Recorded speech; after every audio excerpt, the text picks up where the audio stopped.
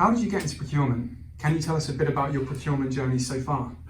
So I fell into procurement pretty much like every procurement professional ever did. It was a small meter manufacturing company in Market Deeping when I left the military. A friend gave me a job and I knew a little bit about law and therefore someone said go help out in the procurement department, and I pretty much fell in love with it there and then. And I've then had a career of moving predominantly in the contract market, with experience across a large number of different companies, from small companies to FTSE 100 companies, where I've managed to gain a great breadth of experience of lots of different things, which I find enjoyable. Everything from being underneath a threshing machine on the back lot of DS Smith's paper mill in Sittingbourne to a boardroom doing reverse acquisitions of major companies. So I've had a real opportunity to see the multifaceted nature of procurement, and I thoroughly enjoyed it. Fantastic. And what ultimately led you to LV? So I this is my second time at LV. I came to LV about 6 years ago, where I was part of the team that led the procurement transformation then, and also oversaw the procurement elements of the sale of a large chunk of the GI business to Allianz. And I completed a 2 and a bit year stint here then, and left behind me a wonderful team and a great culture and a great business, but went on as I do for new experiences. I was asked back to come here back to LV in August last year to play an oversight role for the sale of the business to Bain, making sure that we were both regulatory compliant and delivered value for our members out of the deal to Bain. When the members chose not to move forward with that sale, Harry asked me whether I'd be up for taking on the challenge of putting our house in order around third-party management here at LV, meeting both the new regulatory requirements but also some significant deficiencies that had appeared over the years here at LV. So to be honest, LV's become a bit of a home. It very much felt like coming home, and it was a very easy decision to say yes, I'll stay. Amazing. And with all the change that's going on, can you tell us a bit about your new role, the new TPM organisational structure, and some of the big projects that you're currently working on? Indeed. So I think one of the biggest change perspectives is across the financial services market. Anyone who's working in our game has realised that the pendulum has swung from being focused on savings to a much more balanced approach of risk and cost management. So our organisation is fundamentally changing. You'll see simple things like rebranding. We're no longer sourcing, and we're the third-party management function. As you'll see from this very recruitment process, we're going out and bolstering our capabilities and our team, with a view to a completely new way of operating with third parties. It's a pretty exciting time. There's very few times in my procurement career, and I'll wager in most, that they get to come in and see a blank piece of paper and go, yeah, I can go and build that. And that's a pretty exciting time for anyone who enjoys going into work for a challenge. I think some of the major activities we've got to do, we've got to rewrite our policy, our operating model, our structures, the way we contract lifecycle manage, the way we look after new material providers.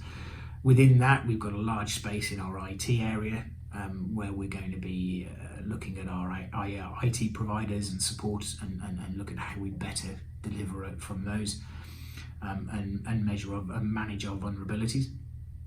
And in addition, we're going to be moving into areas where traditionally sourcing, as it was here, didn't operate, in the financial instrument sector, and supporting much more our business plan delivery.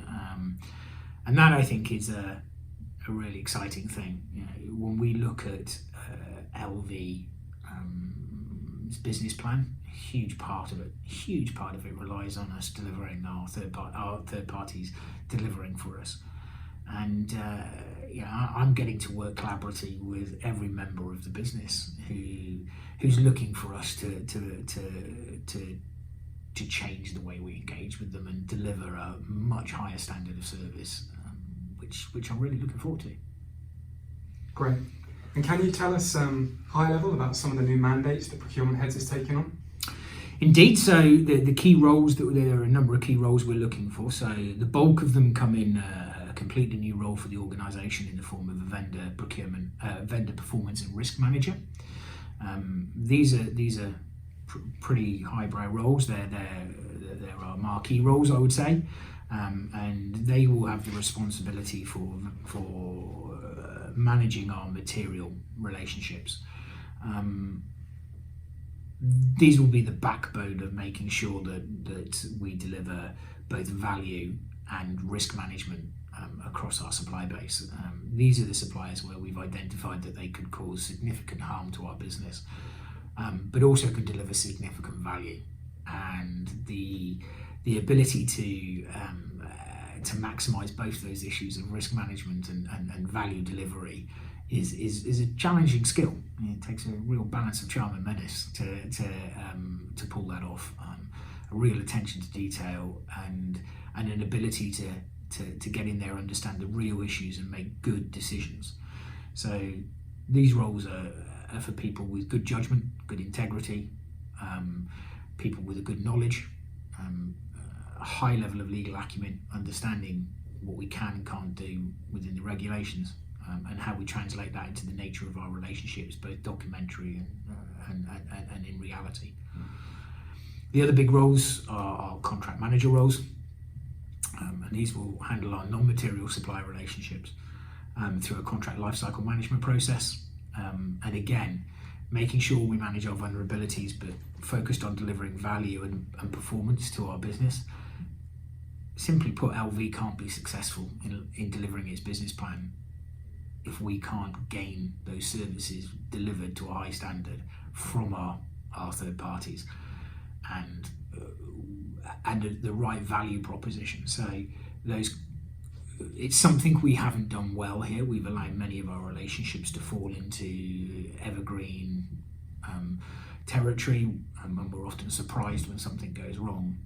These contract managers need to ensure that they're on board, they're managing the supply base that they've got responsibility for, they're pipelining that activity, they're engaging early with our stakeholders, and they're understanding what our stakeholders need from it and making sure that we deliver it and translate that into good contracts.